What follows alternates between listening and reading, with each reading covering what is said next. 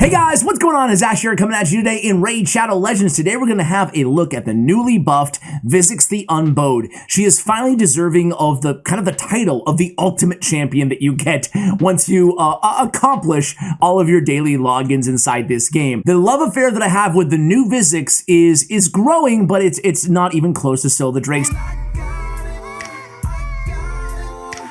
However, Scyl the Drakes and Visix the Unbowed, I imagine a lot of you guys, if you're not already the day of the buff here, you'll be using them in tandem for a long time to come. Both of these champions are going to be so valuable in terms of progression in the late game of Raid Shadow Legends. I'm so happy they decide to buff Visix. Stay tuned, by the way, for champion guides on Whirlem Frost King and maybe even Solus here, who also received a buff. Anyway, on to Visix. Now, before you look at her, I want to give you a huge kind of disclaimer here. I have her in a build that I'm only going to show you one battle on really quickly because I wanted to show you guys her in a stun set now that she has 2 3-turn cooldown AoEs, but a stun set is very specific. It requires different masteries than a regular Lifesteal set, which is going to be the main kind of set of this video, which I'll show you the majority of battles on. But the reason I wanted to show you stun is because I think she's an amazing champion for Doom Tower, just difficult floors, to keep them auto-stunned, especially on the same team as Scyl the Drakes. And Archmage Helmet. If you put all 3 of them together, you can really tackle some of those difficult floors and just stun lock the opponents, especially even if you add Armina as a 4th champion to that mix. Anyway, guys, going into the skills here, we have Flanged Mace. Her A1 attacks 1 enemy 2 times. Each hit has a 100% chance when booked of decreasing the target's turn meter by 15, and then fills her turn meter equal to the amount the target loses. So that's A1. On the A2, it's now an AoE attack on a 3-turn cooldown with decreased speed and ally protection for 2 turns on a 3-turn cooldown. Very nice. It deals a decent amount of damage as well. You don't have to have crazy crit damage either. The damage will add up, as you'll see in today's video, because she has another now AoE attack on her A3, again on a 3-turn cooldown. It provides 100% chance of landing provoke debuff for 1 turn and a shield on herself equal to 20% of her max HP for 2 turns. She has the same aura, defense, and faction crypts, makes her one of the best carries for faction crypts for Dark Elves, certainly inside the game. Now, Masteries, as I told you, we're going to switch this all up in just a moment here,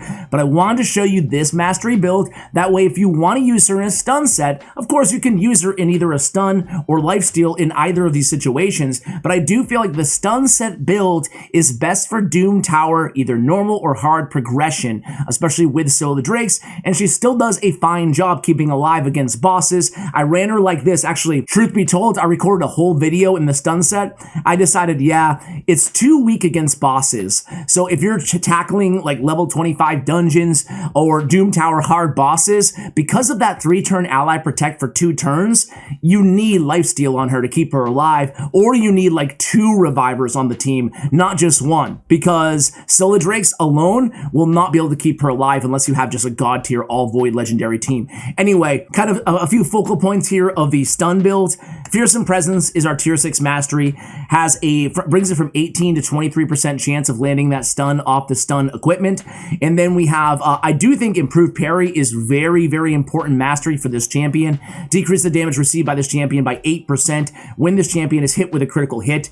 You need to keep her alive. She has a lot of defense. You're going to build her with a little bit of HP too, but you need to keep her alive, of course. Also, on the stun build, Harvest Despair, 60% chance of placing a leech debuff for 1 turn when placing that stun from artifacts. It does work on artifacts, and stun from artifacts, not that it's really important on this champion, but it is not based on accuracy. So a champion with no accuracy can still land a stun off of artifacts. Again, we need accuracy anyway for the decreased speed and for the decreased turn meter on the A1 and for the provoke on the A3. So kind of irrelevant in Visix's case.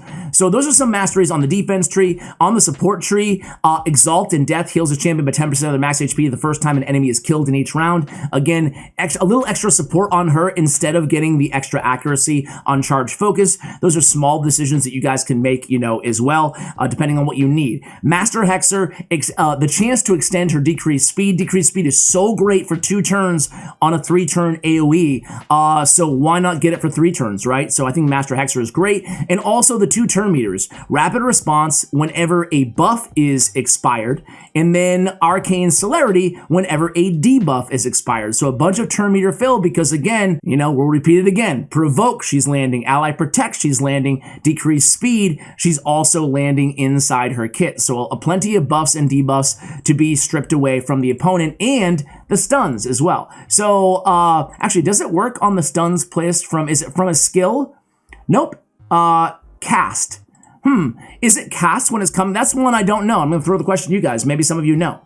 Has a 30% chance of increasing the turn meter by 10% when a debuff cast by this champion is removed or expires. I think when it says placed, it does apply to artifacts. When it says cast, it doesn't. And someone can let me know, and I'll pin that comment if somebody has the right answer in the comments below. Thank you, guys. Appreciate it. All right. So artifacts, again, stun set here. We're going to switch to Lifesteal in just a second here, but total stats, we're looking for crit rate, 100%. You don't have to go crazy with the crit damage. However, I do have a crit damage amulet on her. And then accuracy, we're aiming for around 300 for Doom Tower Hard. We're aiming for around 250 plus for level 25 dungeons. Ideally 300 as well. In my mind, I just aim for 300. We have 286, and then we prioritize speed, defense, and HP because of the shield that she's placing on herself. Now, when you're building Visix the Unbowed, especially if you're already towards the end game, you want to be trying to get anything other than accuracy on her banner, right? So you can get HP is the ideal choice, or defense to stack that up even higher because we need her to stay alive. And you'll see that's a challenge. She's providing so much support with all that ally protect, which is great, but you got to keep her alive as well.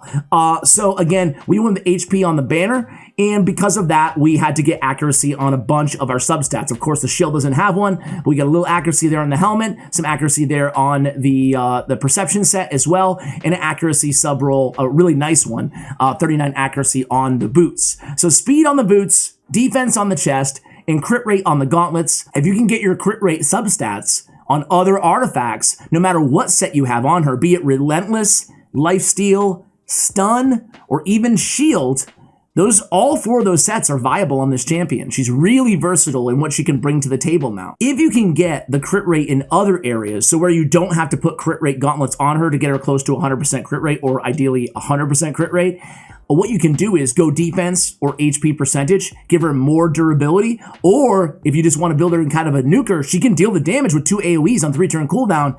Go ahead and put crit damage, you know? I had the crit damage built earlier today, and she put out a decent amount of damage. I don't want to show it to you guys because I don't want to go too extreme in terms of the gear that I'm showing here.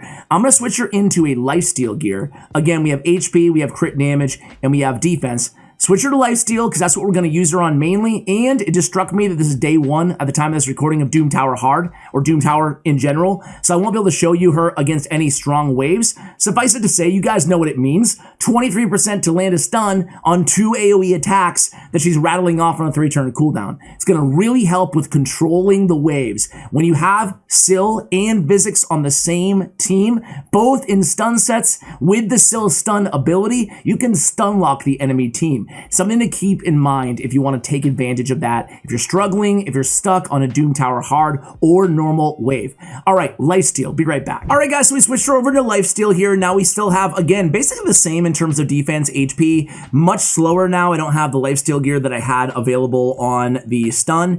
Her accuracy is roughly the same as well. So again, same stats in terms of all of the artifacts that we looked for, in terms of the substats and the main stats. So let's go ahead and take her into battle here. Let's start with Doom Tower, then we're going to go to a level 25 dungeon. So Doom Tower, we're going to go against the highest 4 we can go against right now, Magma Dragon on hard difficulty, and on a free-to-play friendly team. We have Diabolics, who is 100% farmable. We have Kale, who's a starting champion, and we have Apothecary, who's a rare. And then again, of course, I'm going to include Scyl, of course.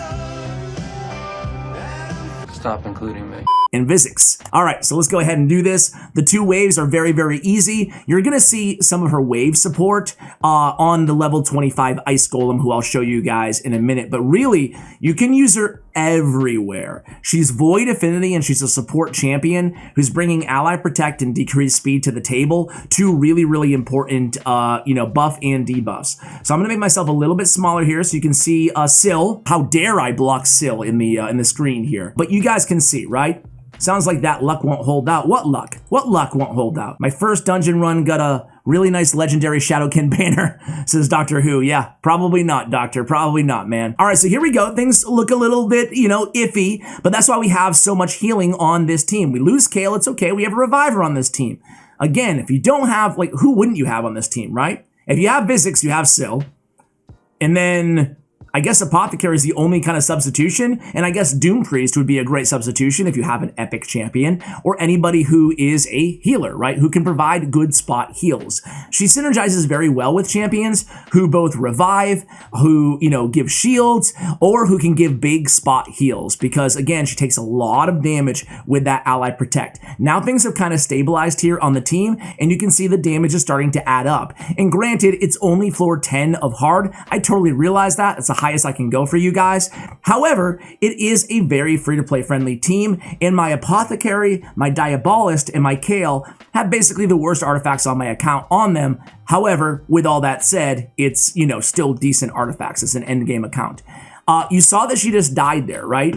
Again, this is something you guys are going to have to get used to. That's why it's very important to pair her with a reviver on the same team. The nice thing about Scyl is when she revives, she places that ally protect and gives her a little bit of time to get back into the game, especially if she applies her ally protect right after she's revived. She's kind of covered there. So again, she's going to be a great tank for the team. You're going to suffer some losses. She will die. She might die in the Ice Golem 25 run as well. But I've run this team now because, like I told you, I did this video already with a stun set, and I ran it a couple times there. I ran the same team for damage when I had her built out to be kind of a nuker with crit damage gauntlets, and we never lost with this team, Scout's honor, never lost. So even though things might look dicey, it's a dependable team, and you guys know here on the channel, that's all I look for on my teams now, especially with level 25 dungeons. Some people are saying, I think people are going to stick with level 20 dungeons. If you have the champions to beat any level 25 dungeon, or heck, any level 21 dungeon, because of the energy cost, it's actually more efficient to just farm the highest level dungeon you can on any of those dungeons. So there's no reason, unless you just don't have the champions, don't have the gear, whatever. There's no reason not to farm the highest level dungeon you can complete because it's better artifacts, better chance of getting more artifacts. And unless you have unlimited money to buy unlimited energy, it doesn't really matter how long it takes you to farm when you're sleeping. So that's why we look at consistency rate versus just, how fast you can do it or whatever. Anyway, here's the team. Kale put out 700,000, Visix 241, so out damaged both Diabolist, Scyl the Drakes, and Apothecary, not too bad, while providing all of that support that she added onto the team. So let's go ahead and take a trip over to Ice Golem 25. And again, you can use her in Spider. I figured it'd be repetitive to show you in every single team. Let me know if you disagree with that, and I'm happy to do it in the future. You can use her in every level 25 dungeon in the entire game. You can use her really everywhere. She's not really an arena champion per se, but everywhere else, clan boss, you name it, you can rely on this champion as a support champion. Really nice to have decreased speed against bosses, Doom Tower bosses specifically. So this team really found that same synergy between Scyl and Visix that we talked about. We have an increased defense champion on the team in Mausoleum Mage. Thenasil also works in this role. We also have a defensive aura champion in Tyrell, which adding as much defense as possible to this team is going to be crucial, obviously.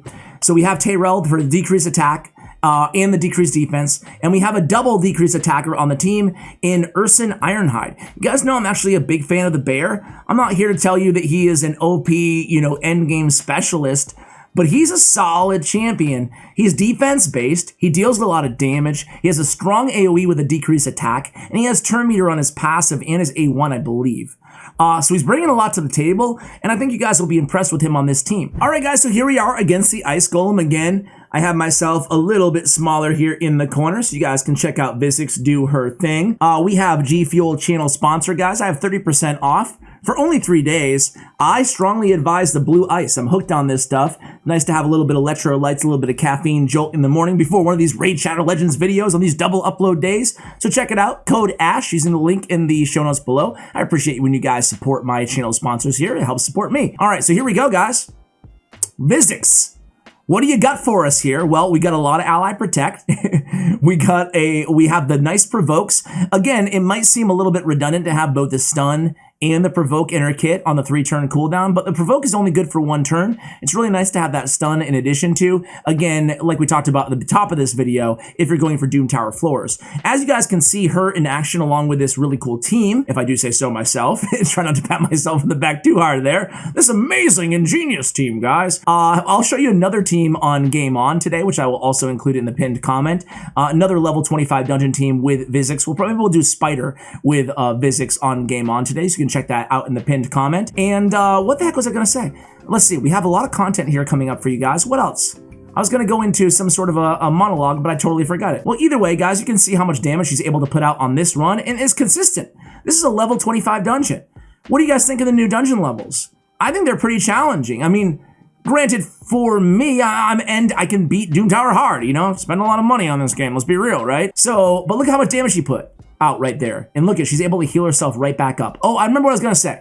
And look at, she's healed up again.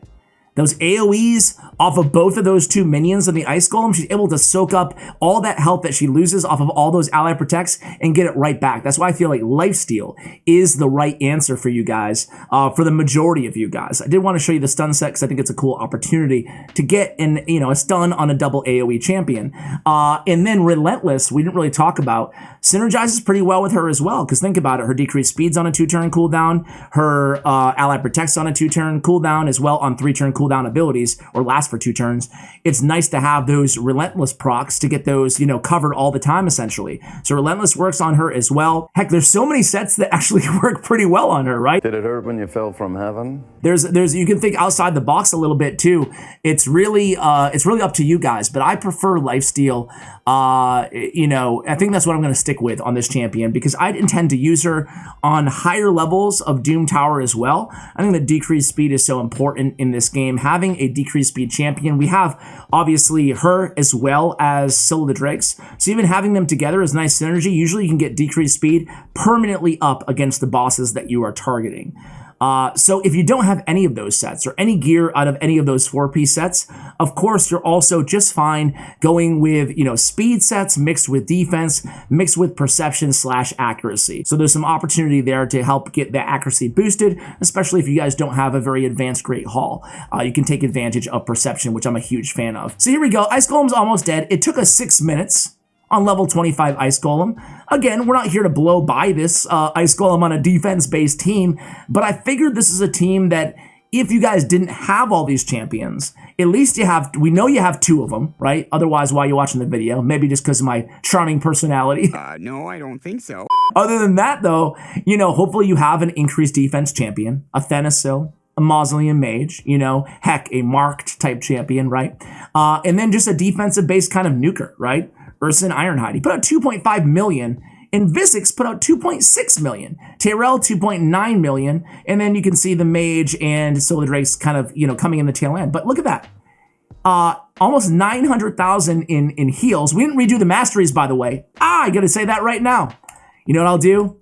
I'll edit that in. I mean, I won't edit it in, but I'll edit in like a note that we cover her Masteries updated towards the end here. So, Masteries. We should have redone these before we went ahead and tried her out, but let's reset for free. And again here, I want to go offensive tree now. I want to get a little bit of damage out of her because she's in Lifesteal. That will help her heal herself up. And I think the easy thing to do here, guys, is just go right down the left-hand side of the offense tree, right? I think all these masteries make a lot of sense, but I do still want to go defense tree. I still want to get a little bit of accuracy. I still really want to pick up, I don't think I need to pick up that heal anymore. Instead, I'm just going to go for the extra accuracy. And then I really want to pick, oh, you know what? She places a shield on herself. So I'm actually going to go with shield. I'm going to go down to rapid response. I'm going to pick up Arcane Celerity, and then I'm going to go to Evil Eye and to Master Hexer. I think I'm pretty happy with this build, and then I can kind of fill in, I'm not sure what makes the most sense here.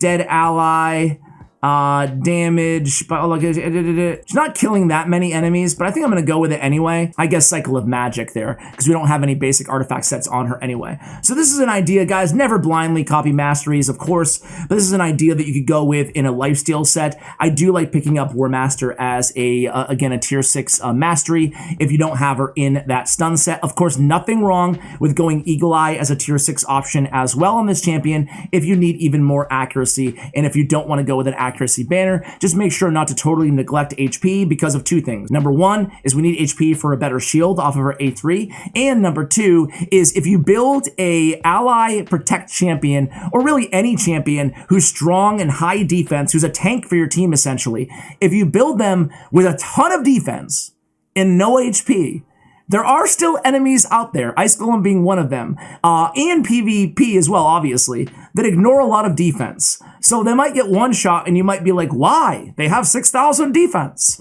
It's because you have no HP. You still have to factor in a little bit of HP on your tanks, no matter who they are. So guys, we'll leave you with that thought. Thank you so much for watching till the very end. I appreciate you guys. Let me know what you think of the newly buffed Visix the Unbowed. Thank you for watching, and as always, take care, guys.